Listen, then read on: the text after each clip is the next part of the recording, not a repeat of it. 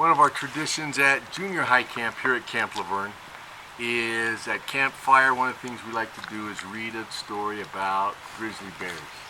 Even though we don't have grizzly bears in this forest, we do have plenty of other bears here. So this is the first bear story that we ever had at junior high camp, and I dug it back out just for you tonight. The story's called Grizzly Attack. A romantic hike turned into a fight for their lives. Dale Johnson and his girlfriend Rhonda Anderson were hiking along a narrow trail leading to Trout Lake in Montana's Glacier National Park.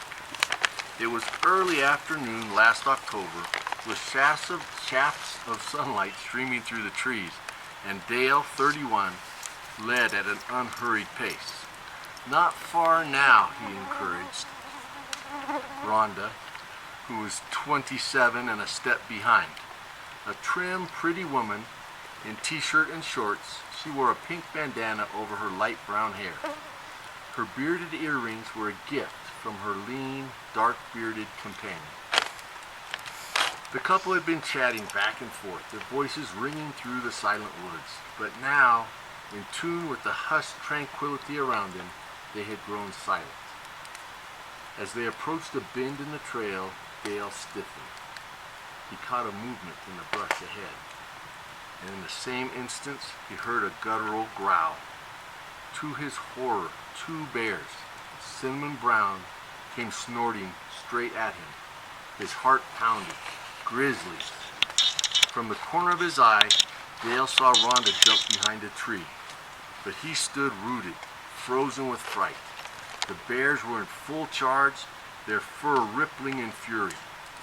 "Don't run," was Dale's one thought. To the grizzly, a runner is prey, and a bear will give chase at speeds no man can match. Dale's mind seized upon a desperate ploy. Make yourself bigger, bluff them. Leaping, yelling, waving his arms, he confronted the charging bears. Immediately, one veered off into the woods, but the other, 400 pounds of unrestrainable savagery, bore down upon him.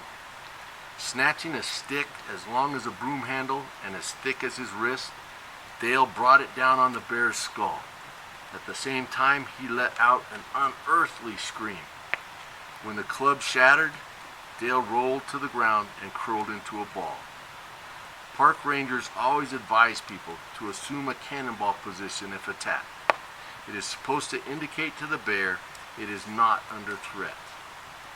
Face in the dirt, Dale wiggled his backpack higher. "You've got to protect your neck." He felt the sharp rake of claws across his back. Suddenly, all sensation was lost in the sound of his screams. Only Rhonda, watching from behind the tree, would remember the terrible moments that followed. "It's a 7-mile round trip to the lake," Dale had said when they parked their station wagon and set off about an hour earlier. A sign at the trailhead warned that they were entering bear country, but being from the nearby town of Whitefish, Rhonda and Dare were well aware that the park was home to black and grizzly bears, and they were ever watchful. Noise was the best protection against a surprise meeting with a dangerous grizzly. Usually, Dale wore a small bell on his pack for added security, but he had forgotten it this day. Rhonda noted the time, 1 p.m., and remembered that bears were mostly spotted in the early morning or late afternoon. They'll all be sleeping at this hour, she thought. At any rate, Dale and Rhonda knew that bears preferred to keep their distance. It was rare for a grizzly to make an unprovoked attack. When Rhonda saw the grizzlies, her instinct was to climb a tree. In panic, she grabbed for a branch, but there wasn't one within reach.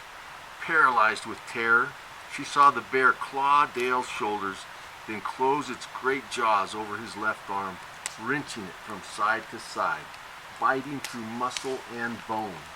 In anguish, she thought, "He's being killed. Do something." An image crossed her mind.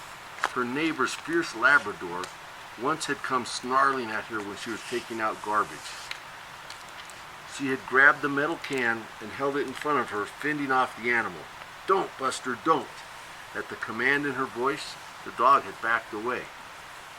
Shucking her backpack, she held it out as a shield. Advancing on the hulking grizzly, she cried, "Bear, go away!" Startled, the giant dropped Dale's arm and looked around. With lightning speed, it charged Rhonda. She reeled back.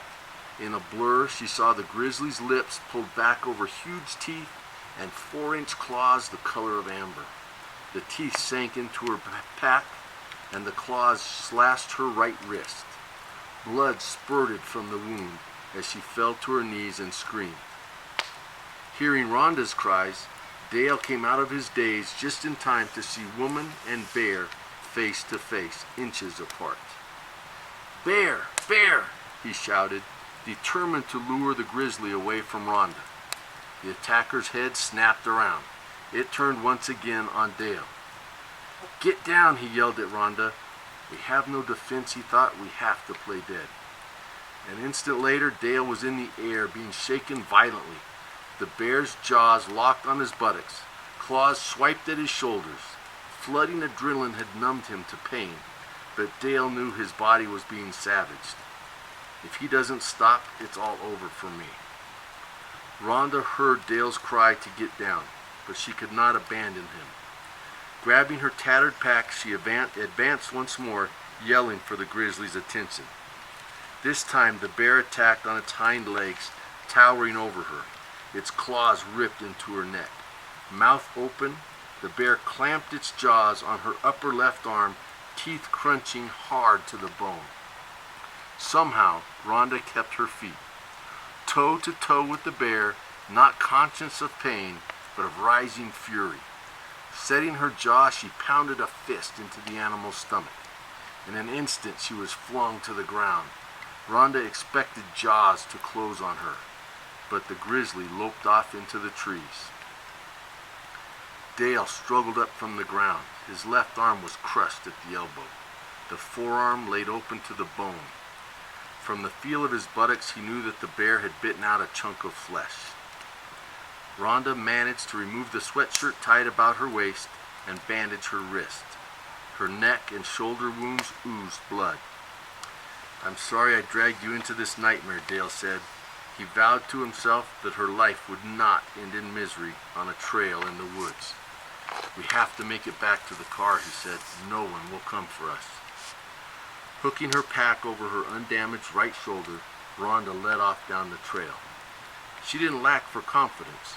From motel maid and fast food waitress, she had moved on to a good job as an examiner in a real estate title office. Now her concern was for Dale. His wounds were deep, and they had to walk 3 miles. But she didn't question his determination. In 10 years, Dale had parlayed a degree in electronics from a small college in his native Oregon into a position as co-owner of a company that specialized in computerized aerial photography. Seeking out a spot where they could couple business with a sporting lifestyle, he and his partners moved the firm to Montana's Flathead Valley. Walking behind Rhonda, Dale kept shouting to spook any bears that might still be nearby. The pain in his arm intensified. He felt lightheaded and realized that surrender to shock would be the end. As a veteran hiker and climber, he knew that he was at the edge of his limits. Then Rhonda saw the creek she remembered was near the trailhead. Her watch read 2:32 p.m. 32 minutes since the attack when they reached their station wagon. "We made it this far," said Dale, his voice labored. "The next part can't be as hard." But his face was creased with pain, and Rhonda knew she had to take over. Tugging the keys from her pack, she unlocked the door and eased behind the wheel. "I think I can drive," she said. Rhonda had no strength in her left arm to hold the wheel while shifting with her right. So Dale changed gears as she worked the clutch. Crouched at the wheel, she tried not to run off the road. After several miles, they came to Lake McDonald Lodge. It was closed for the season, but Dale spotted a payphone and shouted for Rhonda to swing into the driveway. Mercifully, there was a dial tone, then a 911 operator on the line. "We need help," he said hoarsely. "We've been mauled by a bear." The operator took down the location and notified Glacier Park headquarters. Ranger Charlie Logan reached the lodge within minutes, and a highway patrol car soon delivered a nurse who set up intravenous lines. By 3:30 p.m., the battered hikers were beginning their ambulance ride to Kalispell Regional Hospital. Dale and Rhonda spent 8 days in the hospital, and each had 3 operations. In addition to wounds on his back and buttocks, the elbow of Dale's left arm was fractured, and the bear had broken off an inch-long knob of bone. Doctors performed a 4th operation later to repair the elbow damage. Rhonda's left biceps muscle was completely severed, and the bare tooth fragments were lodged in the bone of her upper arm. The claw that cut into her neck missed the jugular by a 1/4 inch. On their 3rd night in the hospital, Rhonda sat at Dale's bedside and told him how she had attempted to drive off the grizzly with her backpack. "I thought you were being killed, and I had to do something." "I didn't know that's why the bear left me," Dale said, his voice husky. "You saved my life." As part of the healing, Rhonda went home to her 2-bedroom cabin. She put on a video documentary about life in the North Country that she loved so much and let her cat curl up on her lap. Before the grizzly attack, Rhonda had not really comprehended how dangerous such an attack could be. But the event had confronted her with her own vulnerability and impressed upon her how much we need the closeness of family and friends, and to be there for them when they need us. With her left arm in a cast, Rhonda found even the easiest chores difficult. One day she was trying to braid her long hair with fumbling fingers when the telephone rang. It was Dale. There was a new dimension to their relationship now. If love was built on respect, they knew they had a solid foundation. "I can't even braid my own hair," she said brusquely. "I think I'll just cut it all off." There was a pause. Then he said, "Come on over. I'll make you dinner." When Rhonda arrived, Dale sat her down gently and began braiding her hair. It was, she thought, the sweetest gesture she had ever known. And that's the end. And usually after this story, when we're all here together at camp, we talk about a couple of things. One is, how would either of them have survived if they were by themselves and without helping each other out? There's no way either of them would still be alive. And the other is to kind of go through the story and think about what were the things that they did right, and maybe what were some of the things that they did that were mistakes, so that we can learn from their story and not get ourselves into a similar situation. Hope you enjoyed the classic bear story, and good night from Camp Laverne.